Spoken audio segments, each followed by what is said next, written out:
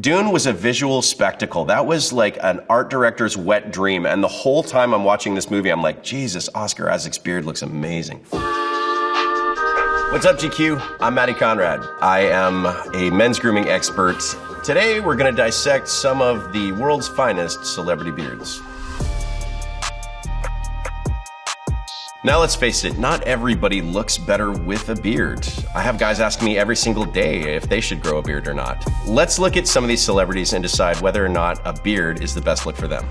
Now these are just my opinion as somewhat of a beard grooming expert. Jason Mamoa. Jason Mamoa has a slightly straighter, more kind of wavy beard. A lot of guys, when they grow those wavy beards out, have kind of a pirate vibe to them because they have a little bit more kind of shimmy, they're a little bit more PC and scraggly. But what I love about Jason Momoa's beard is that it completely suits the rest of his look because he really does kind of look like a pirate. I don't think I could picture Jason Mamoa with a really well-tuned up and outlined beard. I think this whole thing suits his aesthetic very, very well. He rides motorbikes, he likes to get dirty, he likes to do activities and climbing stuff. He's a very physical guy, but a lot of these kinds of longer, straighter beards are going to have a more triangular shape just by their nature. It's really hard to get straighter hair to look more square, so it's a really nice way to use the texture of his hair to grow into a shape that's complementary to his face. I can't even picture Jason Momoa without a beard now. It's such a part of his identity, and I think that he definitely looks better with a beard. I mean, this is one of those times where both are very handsome, but one of them looks like Jason Momoa. Oscar Isaac. I mean, Oscar Isaac is somebody that could go either way. He looks great without a beard, he looks great with a beard. But if I had to pick my preference and my favorite, I'm gonna go with a beard. I am biased. I'm such a fan of his beard. It was my favorite part of that movie.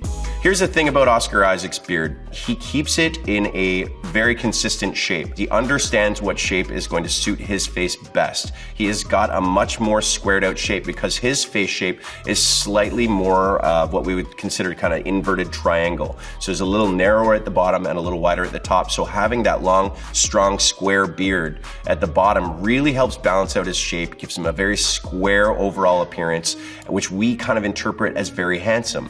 I also really appreciate how he's embraced the way it turns a little bit salt and peppery and a little bit gray. A lot of guys will color their beard when the gray starts coming in because they're a little worried that it ages them, but before you know it, it looks like their beard has been drawn on by a magic marker.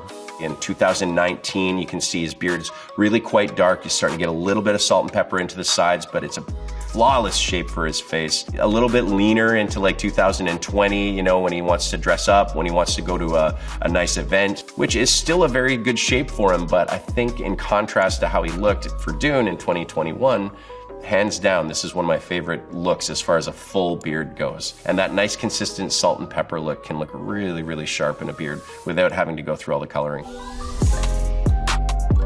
Nick Offerman. This is a guy that redefined facial hair for men in this last decade.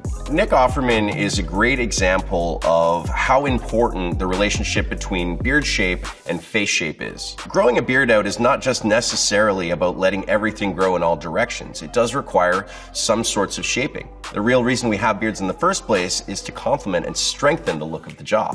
You have maybe what he was wearing in about 2018. I'm pretty sure he did this for a role. Everything is just grown out in all directions. It's not very lean on the sides. It doesn't have a lot of strong jaw-like shape to it. So it's not, in my opinion, the most flattering thing for him. But when he starts to change the shape of that up, especially into maybe 2019 or even into 2020, when he took the sides a lot leaner, he's got a stronger baseline and all the length is sitting at the chin, it gives him a really strong masculine representation. He looks like a very strong jaw. And to me, this is more Nick Offerman's vibe. Because at the very core, I think that a beard has to match your personality just as much as it matches your face shape or your texture. You know, I really like Nick Offerman with a beard. I've seen him without a beard. It looks a little more youthful and looks a little bit softer, but there's something about a beard that really enhances the look of Nick Offerman's face. To me, he is the beard. James Harden. Now, when it comes to beards, it's not just about the Hollywood elite. Sometimes we're looking at sports celebrities, and you can't talk about sports and beards without mentioning the name James Harden. James Harden was drafted in 2009, and he was relatively clean-shaven at the time. In 2010, he started growing a beard, and as far as I can tell, he never looked back.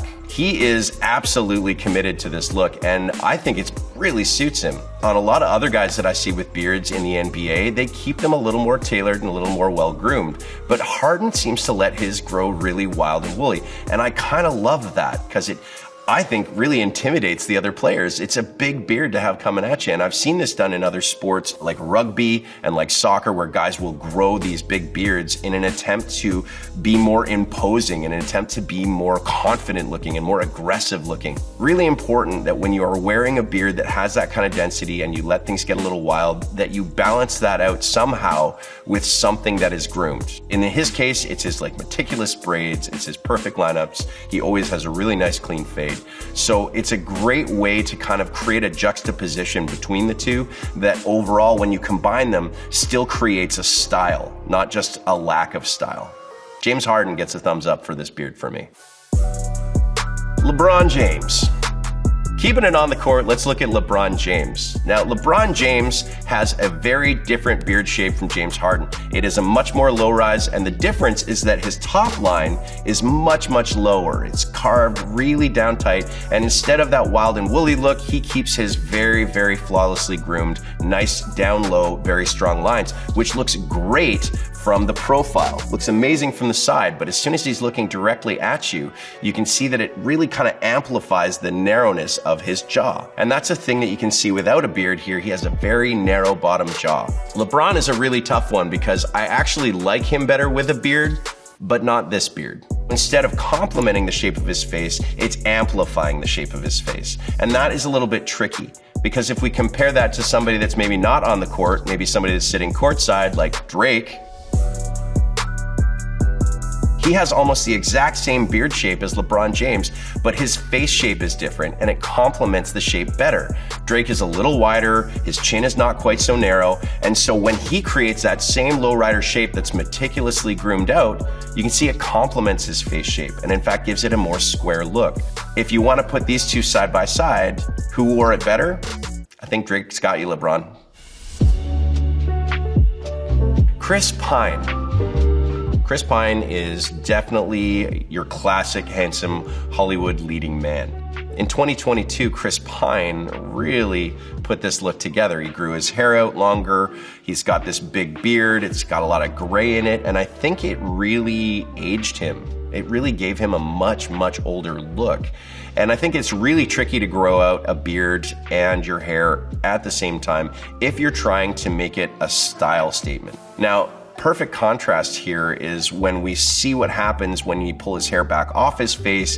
He pushes it back, it looks leaner on the sides. I know he's wearing a hoodie, but just the shape looks so much better. One of the things I usually recommend to guys is that if they want to grow their beard out bigger, then they should make their haircut cleaner and maybe a little shorter or more groomed. I love that he embraces how strong his gray is in the front. He's got that real tonal difference, which can be very interesting and can make your beard stand out. If you ask me, this is not Chris Pine's best look.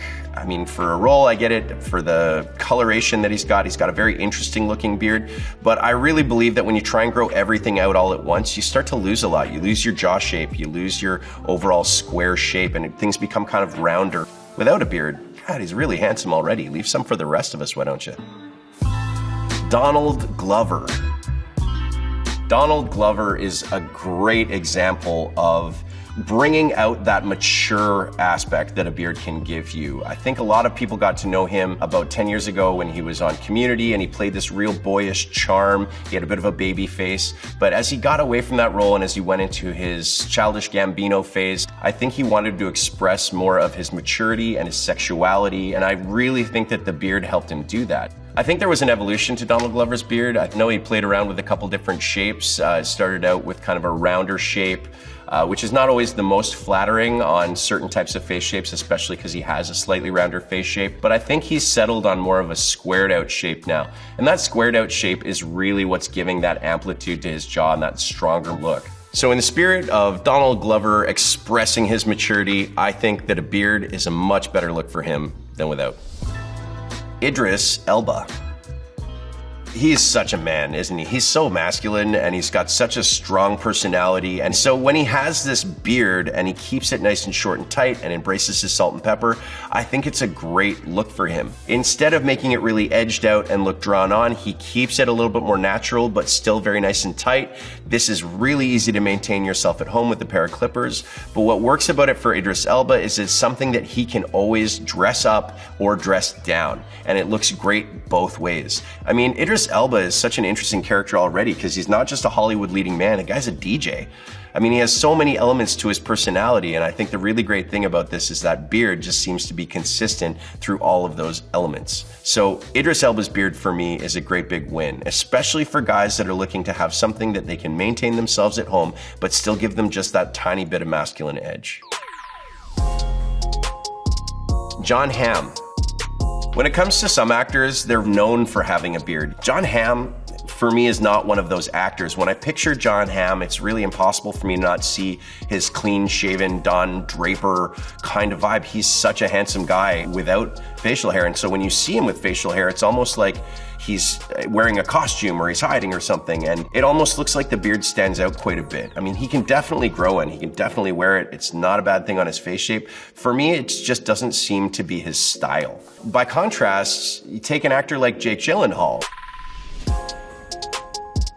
For some reason, it just seems to work with him a little better. It seems to be a little more seamless and it kind of integrates into his style a little bit better. I've seen him without one and he looks great. I've seen him with a beard, he looks fantastic.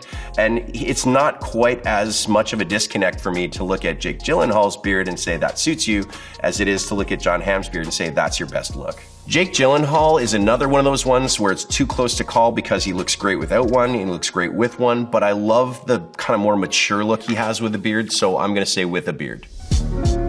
Reggie Watts. Reggie Watts has a very iconic look all his own. He's a comedian and a performer who really uses his look as part of his physical comedy. He embraces the craziness of his hair, the large texture of it. He wears it in all sorts of really bright and bold ways, which I think is super fun. But to do that really requires you to be able to anchor something at the bottom of your face shape. Otherwise, it just starts to look very top heavy. And so he uses his beard to kind of anchor that shape, to feel a little more natural, a little rougher, and again, very consistent with the rest of his look. This guy is absolutely hilarious, and I can't picture him without a beard. I mean, let's take a picture of Reggie before he had his beard, and let's just see what the beard shape has done for his face shape.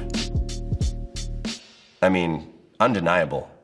Keanu Reeves. Keanu Reeves is like the Hollywood version of Jesus. You know what I mean? You can't say bad things about Keanu Reeves. It's not my favorite beard. I think Keanu Reeves looks best when he has something that is really tight and tailored. He looks great clean shaven. He looks great with like a little bit of stubble. You know, when he's got that kind of John Wick vibe going, or a very, very short beard. Because his face shape is so narrow and because he's really lean looking, the longer the beard grows with the longer hair, it starts to kind of elongate the shape too much. So for Keanu Reeves, I love to see his beard shorter and more kind of tailored in. It's just more complementary to his face shape. I'm gonna say without a beard. I know that's a little controversial. I just really like his face shape without a beard. I think if he was gonna wear one, keep it really short, almost stubbly, so yeah, I'm gonna say without. Well guys, that's all I've got for now. But if you wanna see some more, comment and subscribe below. If there's beards in Hollywood that you think deserve some more attention than they've got, add them to the comment section. And until then, we'll see you next time.